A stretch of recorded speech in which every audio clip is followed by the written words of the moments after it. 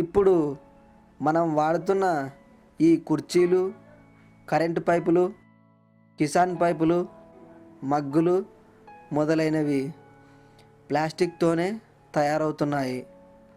వీటి తయారీకి కావలసిన ఆ ప్లాస్టిక్ ముడి సరుకును ఏ విధంగా తయారు చేస్తారో చూద్దాం. ముందుగా ప్లాస్టిక్ కవర్స్ను నీళ్ళలో వేసి కడగాలి. తర్వాత వాటిని తీసుకుని వాటి రకాల ప్రకారం డివైడ్ చేసుకోవాలి.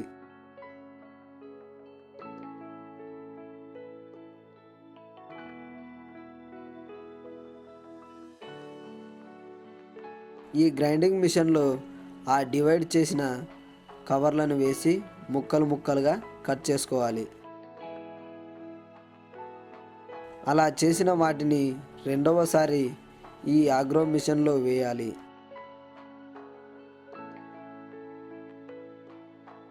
ఇలా వేసిన కొద్దిసేపటికి ఆ మిషన్లోని ప్లాస్టిక్ కరిగి మిషన్లో నుండి పొగలు వస్తాయి. ఇప్పుడు మిషన్లో ఒక మగ్గు నీళ్లు పోయాలి. ఇలా 20 నిమిషాలు మిషన్లో ఉంచిన తర్వాత మిషన్కు ఉన్న ఈ లాక్ను తీసి ప్లాస్టిక్ను ఒక గంపలో తీసుకుని ఇలా 20 నిమిషాల పాటు ఆరబెట్టి చల్లార్చుకోవాలి. చల్లారిన ఈ ప్లాస్టిక్ను తీసి మూడవసారి మిక్సర్లో వేసి మళ్ళీ 20 నిమిషాలు ఉంచాలి. ఈ విధంగా ఉంచడం వల్ల ఇంకా కొద్దిగా లావు ముద్దలుగా తయారవుతుంది.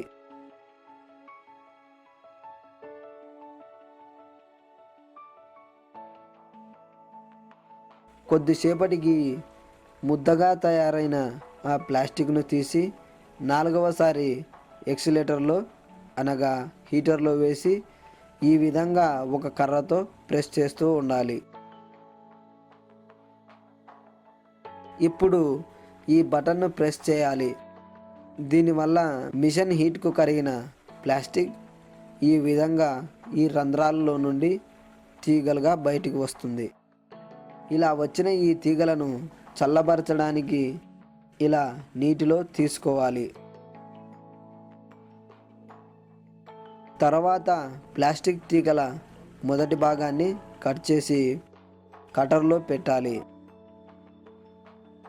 ఇలా ఉంచడం వల్ల ప్లాస్టిక్ తీగలు కట్ అయ్యి చిన్న చిన్న ముక్కలుగా తయారవుతాయి.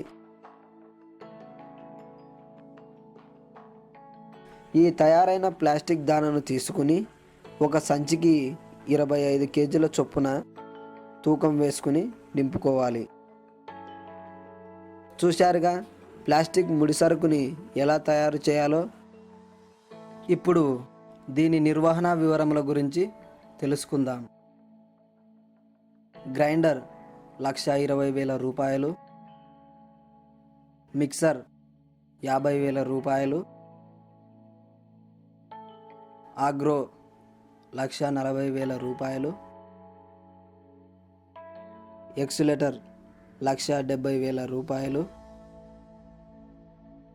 కటర్ 20,000 రూపాయలు.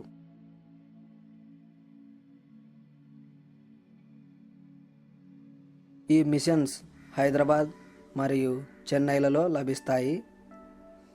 మార్కెటింగ్ హైదరాబాద్లో ఉంటుంది.